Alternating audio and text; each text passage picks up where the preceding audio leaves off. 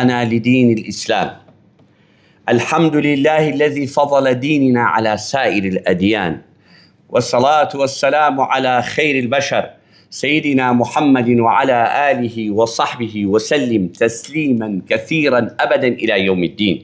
اللهم صل على سيدنا محمد وعلى آل سيدنا محمد كما صليت على إبراهيم وعلى آل إبراهيم، وبارك على محمد وعلى آل محمد كما باركت على إبراهيم وعلى آل إبراهيم في العالمين إنك حميد مجيد. پروردگاری مهربان، ای خالقی همو مخلوقات، ای بدی هنری ارز و آسمان، ئەوەندەی خۆت پێ خۆشە حەمد و سەنا بۆ تۆ، ئەوەندەی تۆ پێت خۆشە سڵاوە لە دیاری پاکی پێغەمبەرە نازدارەکەی تۆ عەلەیهی سڵاو وسەلام لە مەدینەی منەوەرە و بۆ سەرگیانی ماڵ و خێزانەکانی و یارەکانی و شوێنکەوتوانی بەگشتی و بە تایبەتی بۆ سەر دڵ و دەڕوونی بەڕێستان خوا عاقیبەتمان بەخێرکە. خوا هەم لە فیتنەی ژیان هەم لە فیتنەی مردن خوا بمان پارێزێ، خوا بیکە بە خاتی ناوە جوانەکانی، بیکە بە خاتی ئیسمی ئاعظەمی، بیکە بە خاتی سیفەتە پیرۆزەکانی خۆی شافیە، دەرمانی هەموو دەردەکان لا خۆیەتی، بیکە بە خاتی ناوە جوانەکانی کۆمەڵ خوشک و برامان هەن زۆر ناڕەحەت و بێتاقەتن بەدەست دەردەوە ئەناڵێنن، خوا بیکە بە خاتی ناوە جوانەکانە، بیکە بە خاتی سیفەتە پیرۆزەکان و ئیسمی ئاعظەمە شیفای بەڕەحمەت و بەپەلایان بۆ بنێرە و دەرگای خێران لێ بکەرەوە یا ڕەب العالەمین. دادە بەفرایی خۆمان ژنی حاجی محەممەد زۆر ناڕەحەت و بێتاقەتە، خوا دەرگای خێری لێ بکاتەوە، خوا ئەو ناڕەحەتی لەسەر لابەرێ بۆ خاتی ناوە جوان خۆی چی بە خێرە زانێ ئەوەی ئاراستەکە. خێزانی کاکە لیوات دێری خۆمان ئەو دادە سەبریە ئەویش تووشی مقدرێک بۆ قاچی ئازارێکی پێگەشتووە، خوای گەورە ڕەحمی پێ بکە. کاکە حەسەنی خۆمان، کاکە زایر، کاکە جەزا، خوای گەورە بۆ خاتی ناوە جوانەکانی خۆی ئەوانەی کە داوای دوعای خێرەکەن نەخۆشن خوا شفایان بۆ بنێرە، موشکیلەیانی خوا موشکیلەکان بۆ حەڵکە، ناڕەحەتیێکیان خوا ناڕەحەتیەکان لەسەر لابەرێ بۆ خاتی ناوە جوانەکە. برا بەڕێزەکان، قورآنی پیرۆز دەفەرمێ وابتغي فيما آتاك الله الدار الآخرة ولا تنس نصيبك من الدنيا وأحسن كما أحسن الله إليك ولا تبغي الفساد في الأرض إن الله لا يحب المفسدين. قورآنی پیرۆز دنیای کردووە بە دوو بەشەوە، داری دنیا، داری قیامەت. اختیاریشیاوە بە خۆمان، خۆم و خێری لەم دوو ژیانە لە داری دنیا لە داری قیامەتی یا هەڵبژێرە بۆ خۆت. داری دنیا تەمەن درێژترین کەس لەم سەر ئەرزا نوح پێغەمبەر 1000 ساڵ زیاتر نەژیاوە، 1000 ساڵ ژیاوە، تەمەنی 1000 ساڵ بۆ باشە، ئیتر لەوە بەرەژووترمان نییە. باش ئەم 1000 ساڵە کە نوح تەبرام قورئانە فەرمێ 950 ساڵ داوای کردووە، 1000 ساڵ ژیاوە. باش عەزیزەکانم، لەم پیاوە بەڕێزە، لەم پیاوە مکەڕەمە، لەم پیاوە خۆشەویستە، لەم پیاوە ئولوالعەزمە، لەم نوێنەری پەروەردگاریان پرسیوە نوح پێغەمبەر تۆ لە ماوەی ئەم 950 ساڵ یا 1000 ساڵە لەزەتی لە ژیان چۆن چەشت؟ فەرمی بەخوا براکانم خانوویەکی دوو دەرگایە، لەم دەرگاوڕێ لەو دەرگاو دەرەچێت.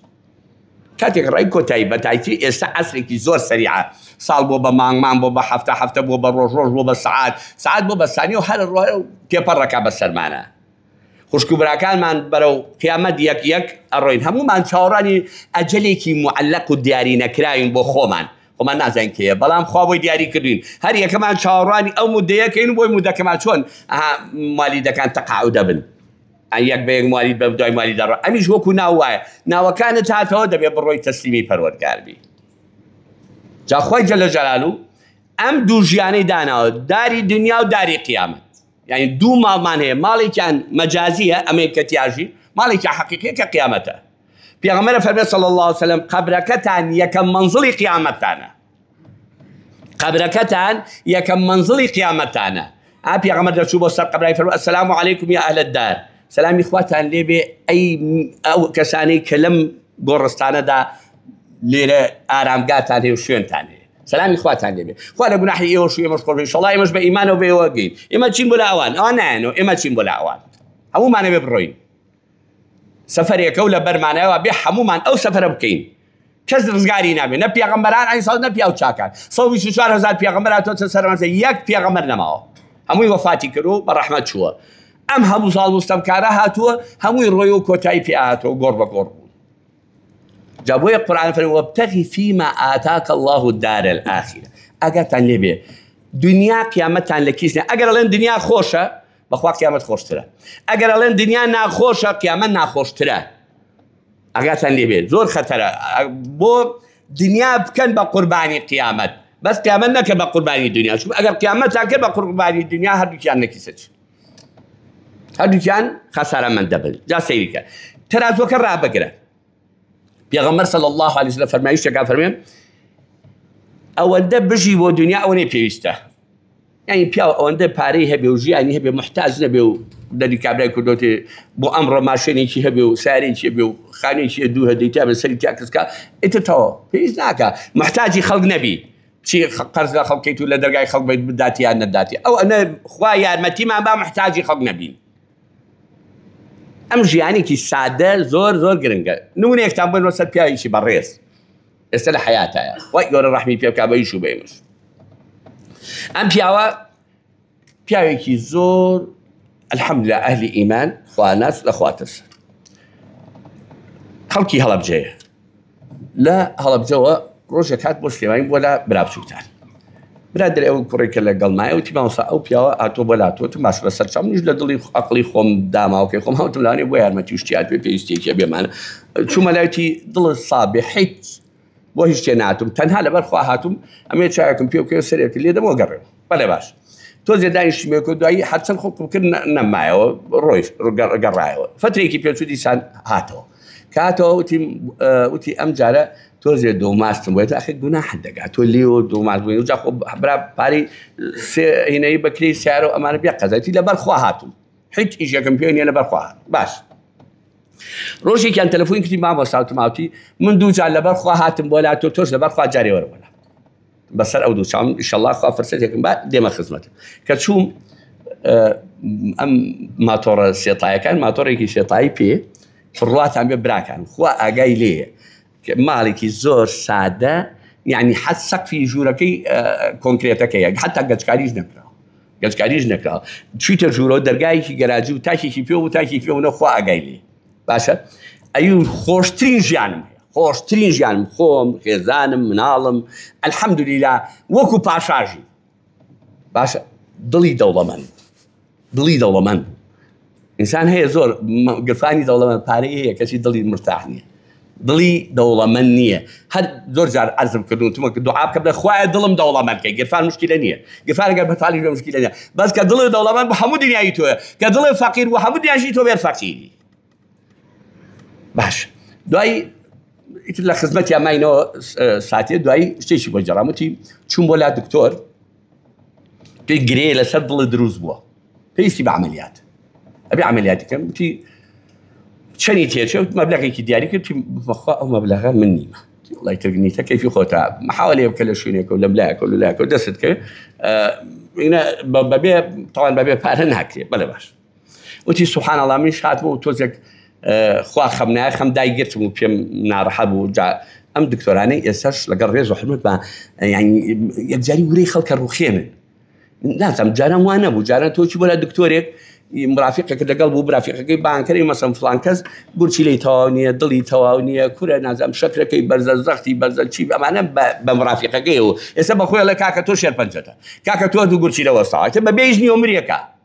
بێ قەزان نابێ ئاوای لێ بکەی تۆ دڵی خۆشکە ئومێدی بەرێ ئەمەلی بەرێ تۆ ئەی ڕوخێنی. باش وتی منیش هاتمەوە ماڵەوەی تر دەردی کابرای کوردەوتی بەدەم دەردی خۆمەوە ئەتلامەوە سبحان الله براکانم خوا ئەگادارە وتی شەو لە خەومە دوو زەلام ئەلەم تی ئەلێرا خەوتبووم تی دوو زەلام هاتنە ژوورەوە تی هەڵسا تی لە خەومە تی هەڵسا هاتوین بۆ لاتۆ ئێمە دکتۆرین پێغەمبەریان نردوینی بۆ لاتۆ عەمەلیاتەکە بۆکەین ساڵ لە دیاری پێغەمبەر صلی الله علیه و سیدنا محمد سیدنا وتی منیش خەوم یعنی خەوە بینم وتی بەڵام شتێک یان بەسەر سنگمان تۆزێک ئازاری پێ وتی ئەوە گرێکەمان بۆ بڕیوتر یەک دەنە خەمم نەبێ بیری لێ مەکەرەوە بەڵێ باش لە خەبەرەکە خەوەکە خەبەرم بۆ مناڵەکان ڕاستڵەکە هەسن تیچێتم هەسن عەمەلیات کراوم عەمەلیاتی چی کۆرە بە خاتم بە قورئان ڕێی تێکچوو بێتم نا بابەتێک نەچوو جێ بەریتاوتم پێغەمبەرگیان دوو دکتۆری بۆ ناردوم عەمەلیاتی کردوم و گرێکەشی پیشانتی ئەوە بۆ مامپڕیوی تر یەک دەنە خەمم نەبێ مشکلە نەماوە سەیری سنگمان کرد یەک تۆز وەکو چۆن بڵێ سوور بوو بۆ هەر ئەوەندە هیچ ئەسەرێکی کەی پێوە دیار تی ئەوە شۆمان بەڕێ کردی باید چوم وەلا دکتۆرەکەوتی هادیت تو خوا لێ شو عەمەلیاتە کردم بەخوا پێغەمبەر بۆی عەمەلیات کردم پێغەمبەری چی پێغەمبەرگیان دوو دکتۆری بۆ ناردووم هەردوو دکتۆرەکە تویانە بۆ ئەمەلیاتەکەن گرێکەشیان پیشاوتەوە گرێکەشمان بۆ پڕ نەجاتە بوو ئەشرەبیلا عەبدولادی ئەشرەبیلا دکتۆرێکی باش هاتۆ وەلات وەڵا ئەمەلیاتی کردووی هیچ مشکلە نەماوە سڵاو لە دیاری پاشی پێغەمبەر سەڵسەڵ جا کاکە ئێمە ئەم عەقیدەیان لە دڵی خەڵکا دەرهێناوە ئەم بڕوایان لە دڵی خەڵک دەرهێناوە خەڵک بڕوای بەخوا نەماوە ئەستەغفیرڵڵا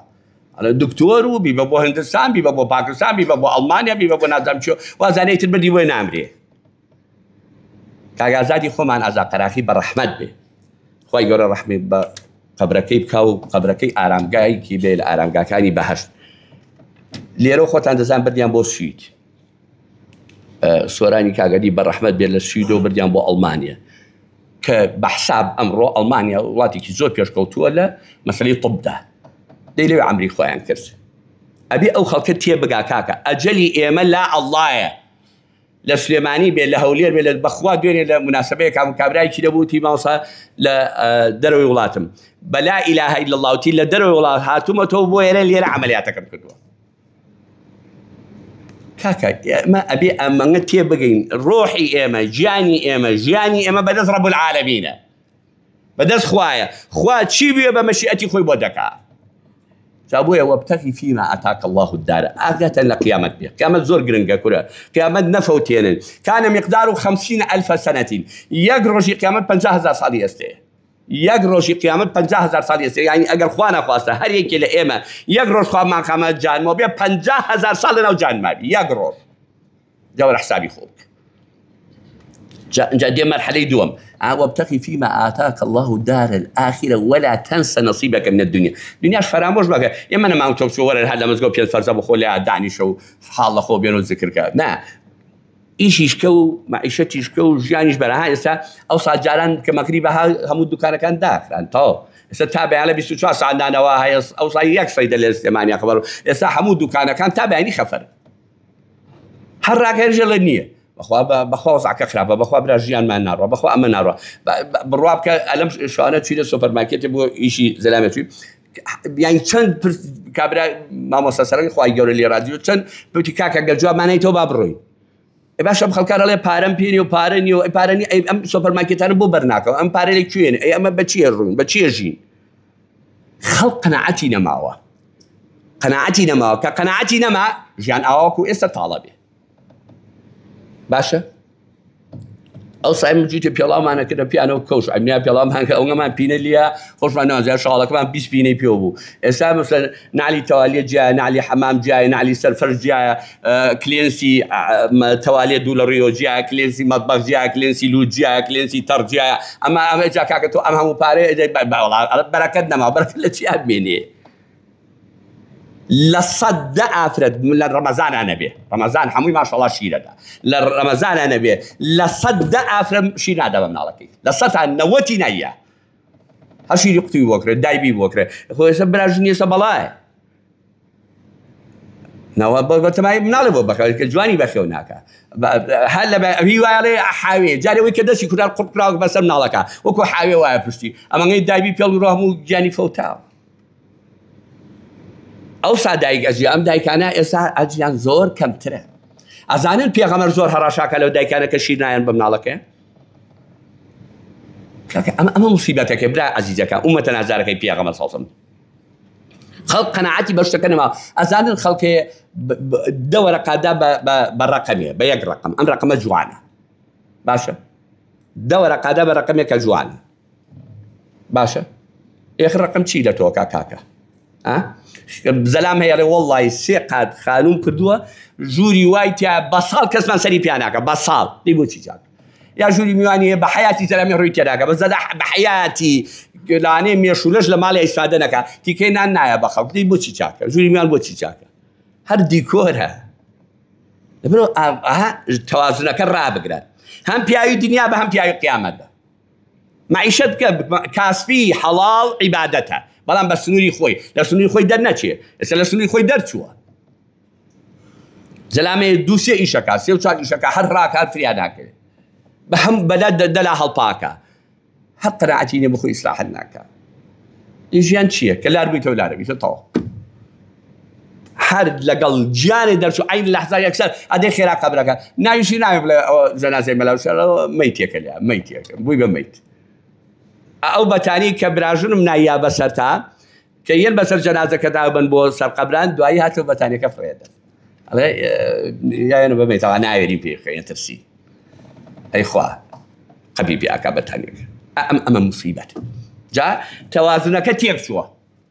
توازنەکە تێک چوو ئەوسا باوباپیری ئێمە ڕەحمە لە قەبرەکانیان خوای گەورە قەبرەکان بۆ بەخاکانی بەهەشت هەم پیاوی دنیا بوون هەم پیاوی قیامەت بوون هەم پیاوەتیانە کرد هەم عیبادەتیانە کرد عابد بوون وەکو عیبادەت پیاو بوون وەکو پیاو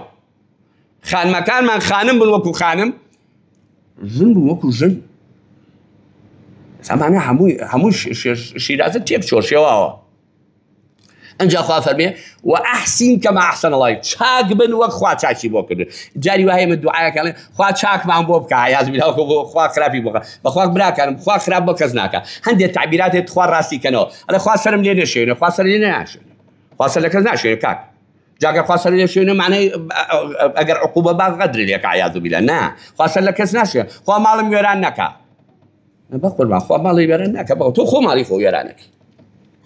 تۆ خۆ قەبری خۆ تاریکەکەی تۆ خۆ ژیان لە خۆ تاڵەکەی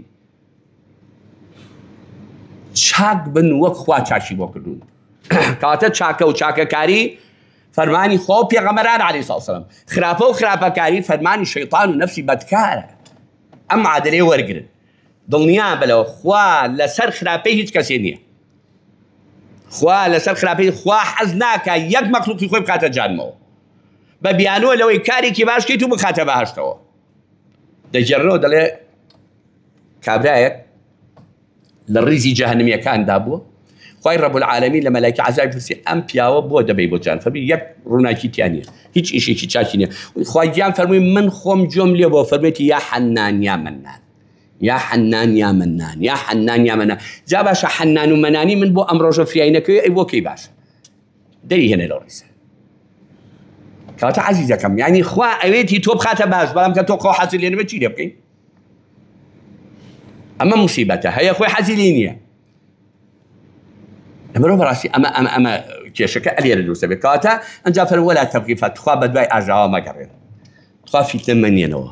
خوا گێرەشوێنی مەکەن خوا تێکدەری مەکەن خوا منافەقی مەکەن خوا خەڵک نانبڕاو مەکەن خوا چاڵ بۆ خەڵک مەکەن خوا ماڵی خەڵک گوێران مەکەن خوا غیبەتی خەڵک مەکەن خوا بوختان بۆ خەڵک مەکەن خوا جاسووسی مەکەن بەسە ئیتر تەواو کۆڵ بن دەهیلاک بن دەواز بێنن ئەی بۆ حەزەکەی بە زەرێری براکەت بۆ حەزەکەی چاڵ بۆ براکەت هەڵکەنی بۆ حەزەکەی براکەت نانبڕاو بکەی بەسە واز لەمانە بێنن خوای گەورە معادلەکەی یەنێ بەمە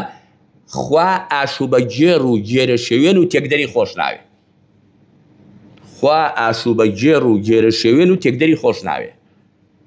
باشە پێغەمبەر فەرمووی صلی الله علیه وسلم الدنیا سجن المؤمن وجنة الكافر دنیا بەندیخانەیە بۆ مسلمان بەهەشتە بۆ کافرەکان ئەگەر حەزی لەو بەهەشتەیە تۆش بڕۆ بە خۆ ڕابێرە و بێدین بە خۆ کاکە خوا پەکی نەکەوتە لەسەر من و تۆ بەخوا 7 ملیار بێدینە خوا پەکی نەکەوتووە 7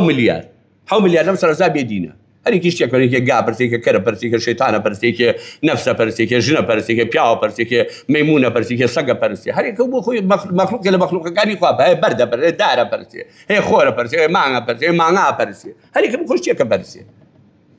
1 ملیار و 500 بۆ 700 ملیۆنی خوای تاک و تەنیا بێ شەریکە پەرستی وەکوت بان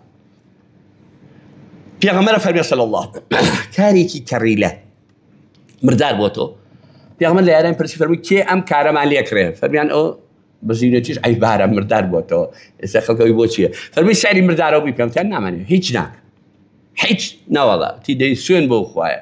ئەم دنیا ئەم کارە لا چەند لا ئێوە بێهەمێتە ئەم دنیاش ئەوەنە لا خوا بێهەمێتە بۆ یایەتی بە کافرەکان ئەمە وەڵامە بۆ کەسایی کە ئەو بۆ خوا مۆڵەتیانەدا ئەو بۆ خوا دەنگ ناکە ئەو بۆ خوا نایەتە جواب یەتە جواب بە قوربانە یەتە جواب وەختی ماوە پیاوێکی عاقڵ هەبوو لەو ژاڵایە هەموو جارێ بە کوڕەکەی مامۆستا نەسیحەتی ئەم هەتیوە نابیسێ هەر هەڵە پاکە هەر ڕاکە پێی بڵێ ئەم زرکە تاڵە تاڵ با بگا ئەو ساکاڵەکە کە لێکەرەوە بیخۆ پەلەمەکە با بگا هێشتا ماوێتی کە گەی ئەو کاتە یاخوا باری کەس لێژ نەبێ کە باری لێژوەها 50,000 جوندی لە هەولێردا 50,000 جوندی فەیلقی پێنج کە معنەوێتی ڕووخان نەیتوانی 1 ساعت مەقاومەکە 1 ساعت 50,000 جوندی سووریاتان بینی ئەو نیزامە بۆ گەنە داخلە وڵاتە ڕوا چەندێک حکمی کرد ئەو هەموو حکومەتی عێراقی خۆمان لیوای تایبەت چەندێ هەبوو هەرە جمهوری چەندێ هەبوو چەند ملیۆن هەبوو ئەیکوان بە 1 ساعت بەرگەی نەگرت برۆ عەزیزەکانم ئومەتە نازارەکەی پێغەمبەر خوا پەلەی نییە وەکو ئێمە پەلەمانە بەخوا پەلەی نییە بەخوا فەرمودەی پێغەمبەریش خوا فەرمێ خوا گیان ڕەشۆی بۆ زاڵم شلەکە تا وەختی خۆی بەڵام کە گرتی بەری نادا دامە داواکەی لە خوا بیان گرێ ئەوە مهمە دوعا بکە بپارێرەوە لە خوای گیان بۆ خاتی گەوری خۆ ئەم زوڵمە کۆتایی پێ بێن ئەم ناحەقیەت کۆتایی پێ بێن دوعاکەش عیبادەت دەکات دوعاکەش ناکەن لە بیدعەیە دوعاشەکەی ئامین ناکەن لە بیدعەیە دەست بەرز ناکات بێزی نایە دەسەقاتە سەر عەورەتی دەرس لەخوا ناوچۆ گرێ لەخوا ناپارێ بێزی نایە لەخوا پارێ پیان تۆ بیدعەتە دەست پار نەکەی لەخوا پێغەمبەر دەستی پار نەکردوەوە لەخوا دەستی بەرز نەکەوە بۆ دوعا بە سەدان فەرمودەی پێغەمبەرێک کە پێغەمبەر صلی الله علیه وسلم لە دوعاکان دەستی مبارەکی بەرز کردوەوە کاکە ئەم ڕۆخر پشتی کردوتە دوعاکەش باشە فەرمودەیەکی تری پێغەمبەر صلی الله علیه وسلم ڕۆحم بە قوربانت بێ پێغەمبەری ئەکرەم صلی الله علیه وسلم فەرمووی وا بژین لە دنیا وا بزان ڕێبوارن وا بژین لە دنیا وا بزان ڕێبوارن ڕێبوار هەر چۆنێ بێ میوانین میوانیش هەر چۆنێ بێ بەڕێ ئەکرێ میوانێکی بە ئەدەب بە میوانێکی بە حرمەت بە میوانێکی بە شەرم بە میوانێکی بە ویژدان بە میوانێکی دڵپاک بە میوانێکی بە حرمەت بە میوانێکی چاکەکار بە بە قوربان ئەو بۆ خۆت باشە جا پێغەمبەر کۆتای قسەم ئەم فەرمودەی پێغەمبەر فەرمووی واللهی ئەم دنیایە لای ڕەب العالەمین قیمەتی باڵی مێشولەیەکی بەوایە نێشت کافر لەسەر ئەرزاقمی ئەو خوات دووبارەیەکەم پێغەمبەر فەرمووی صلی الله علیه وسلم ئەم دنیایە لای ڕەب العالەمین قیمەتی باڵی مێشولەی وایە نێشت کافر لەسەر ئەرزاقمی ئەو خواتەوە بۆ جاری سێم پێتان ئەڵێمەوە ئەوە جوابە بۆ ئەو کەسانی کە ئەو بۆ خوا دەنگ ناکات پێغەمبەر فەرمووی صلی الله علیه وسلم ئەفەرمێ ئەم دنیایە لای خوا قیمەتی 1 باڵ مێشولەی بووە هەم باڵی مێشولە چەندێکە چەند بێهەمێتە ئەفەرمێ ئەمەنە قیمەتی بووە نێشت کافر لەسەر ئەرزاقمی ئەو خواتەوە خۆی مشتە بینین بەس عاقڵ نابینەوە ئەو هەموو بورکانەها لەم مانگی حەوتا لافاویاوە لە ئەمریکا 50 ئەوەنە مناڵیان ون بووە تۆ مناڵی غەزە وێرانەکەی ئاوا مناڵەکانی تۆش بێ سەر و شوێنەکە بەم هاوینە لافاوی لیا و زریانی لیا لە ئەمریکا بەس عاقڵ نابن نایبەنە سەر خۆیان خوا غەزەبی خۆیان ئاراساکە ئینشاءالله ئەو ژیانیان لە عالەم تاڵ کردووە خوا ژیانیان لێ تاڵکە ئەم وەزعی ئابووری کوردستانیش ئەم مەعاشوینەکەی هەمووی فیتی ئەوانە هەمووی دەسیسەی ئەوانە هەمووی ئەو خەڵکە برسیەکەن و خەڵکە محتاجەکەن بۆی مەرامە بۆ گەنەکانیان جێبەجێ بکەن جێبەجێشیان کردووە بە زیادەوە ئایلیان هەڵۆشان خێزانیان هەڵۆشان ژن و مێردیان نێژ کوڕ و باوکیان نێژ هەمووی ماڵوێران و سەرگەردان کەس حساب بۆ کەس ناکە کەس یاغەزی کەس ناکەێت نە کوڕ حساب بۆ باوکە نە باوک بۆ کوڕێکە نە ژن بۆ پیاوێکە نە پیاو بۆ ژنێکە نە برا بۆ برایەکە نە خوش بۆ برا کەس بڕات هەیە زەلامی وای پرسیار لێمەکە ساڵی 50کان باپیرەی باپیرەم تۆ سەیریە باپیرەم ئەرزێکی بۆ لەگەڵ دایکما ئێستا تازە ئەم شەڕی بووە کەرە ناک بە دەدانیشە باپیرە بۆ چۆتە تۆ شەروارڕۆی لەسەر موڵکی خوا شەڕەکە لەسەر موڵکی خوا لەسەر موڵکی خوا یەکتریە کوژن لەسەر موڵکی خوا یەکتریە بڕێن لەسەر موڵکی خوا پەلاماری یەکەیەن شاخەکانیشیان داگیر کردەوە شاخەکان جەڵی خۆمانە شاخەکەش ئەو دروستی کردووە داربەڕۆکانیش ئەو ئاویە دارمازۆکانیش ئەو ئاویە هەمووی ئەو دروستی کردووە هی ئەوە عەیاذ بالله خۆی کرد بە ساحیبی وازای نامرێ هی ئەوانە موڵکی خوان ئەو ساینوس سەخەری ئێستا سەخەری 1 مەتر هەیە سەخەری لە جافەرانە نییە هەمووی موڵکی فڵانە و فڵەسی سارە داگیریان کردووە تەلبەنیەکەن سەر قەبرانە هەمووی وازای نامرن ئەوە بەخوای با مژدەتان بەبێ بەو کەسەی خالقی هەموومانە پێغەمبەر فەرمووی صلی الله علیه وسلم 1 مەتر 1 گەز مەتر نەبووە کاتە 1 گەز موڵکی هەر کەسێ داگیر کەی 70 گەز خوا کا بە جەهەنەمە 70 گەز جا موڵکی سەخەریە و موڵکی عامە ئەو زۆر خەتەرترە ئێستا تۆ من بخۆی باشترە من دراوسەیەکم هەیە ئەلێرە ئەگەر مەترێ بچمە ئەرزەکەی ئەوە باشترە بۆ لەبەرەوەی ئەم دراوسێ حەقی خۆت ڕۆژێ لە ڕۆژان خوا عەقڵی یامێ ویجدانمە چوونە کاکە خەجاڵەتم ڕوو ڕەشم مەترێ هاتوومەتە ناو ئەرزەکە یا گەردم ئازەکە یا بە پارە بۆم خەڵنێرە بەڵام کە تۆ مڵکی عامت داگیر کرد ئەوانە کە جادەکە قەتعەکەن ڕێگەکە ئەبڕن نایانە خەڵکە ڕێگەکە وڕا دیواری حەوشەکەیان لەسەر ڕێگەکە داگیرەکەن بەخوا 300 ساڵ لە مزگەوت تابی سجدە بەری بەخوا خوا یەک سجدە قبول ناکە 70 گەز خواکە بە جەهەنەما تۆ قاتە ڕێ بڕی ڕێ خەڵکە گری ڕێ خەڵک مەنعەکەی لەخوا بترسە کاڵەی لا إله إلا الله لا إله إلا الله بەوە ڕازی نییە دەڵێ محەممەد ڕەسوڵ الله محەممەد ڕەسوڵ بەوە ڕازی نییە ئەوە فەرمودەی خوا و فەرمودەی پێغەمبەر ئەگە تەنی بێ زۆر خەتەرە زۆر خەتەرە بەخوا فەرمودەی پێغەمبەر 70 گەز خواکە بە جەهەنەما 70 گەز ڕێگەی خەڵک مەبرن ڕێگەی خەڵک مەگرن ڕێ لە خەڵک مەنع مەکەن ئەو ساخە ڕێ کردەوە کابرا ئەزیە فرۆشە وەرە کاکە ڕشکەکایە بێ بڕوا ڕشکەکای چی وڵای سا خۆشمانە بێ خۆمان چەورکەین هینە پیان ناڕۆین ڕشکەکای چی وشی هەوانە نەمان ئومێدەکەم ئینشەڵڵا دەست وەرگرین لە ڕابردوومان ئومێدەکەم وەکو باوکو دایکمان پیاو بین و باوکمان دایکمان خانم بن بەخوا دایکمان خانم بەخوا باوکمان مرد بوو بەخوا پیاو بوون بەخوا حەیف ئێمە لە دوای ئەوان جێماین زۆر حەیف خەڵکەڵی نامرێ پێشیڵێن ئینزاریەکەن کاکە تۆ ئەمە کە داگیر کردووە کاکە بەڕێ ئامە گرتووتە کاکە برا بچۆرە جێگەی خۆت مامۆستا پێین ئەوە کاکەوە ئەیڵێم خوایە تۆ شاید بە خوایە ئەوە تەبلیغم کردوون مڵکی کەس داگیر مەکەن مڵکی خەڵک داگیر مەکەن ئەرزی سەخەری خەڵک مەخۆن مەیکەن بەی خۆتانی ئەوە نییە هی رب العالمین لە ڕۆژی قیامەتە قەت پێگریا لە وەرە تۆ ئەم مڵکەی من بوو بۆ داگیر کرد ئەم مڵکەی عام بوو بۆ داگیرت کرد ئەم ڕێگەی خەڵک بوو بۆ بڕیت بۆ ڕێگە لە خەڵک گرت بۆ دیواری حەوشەکەت هێنایە ناو کۆڵانەکەەوە بۆ کۆڵانەکە تەسک کردەوە بۆ ڕێگە نەدا بە خەڵک بڕوا بۆ ڕێ لە خەڵکە گرت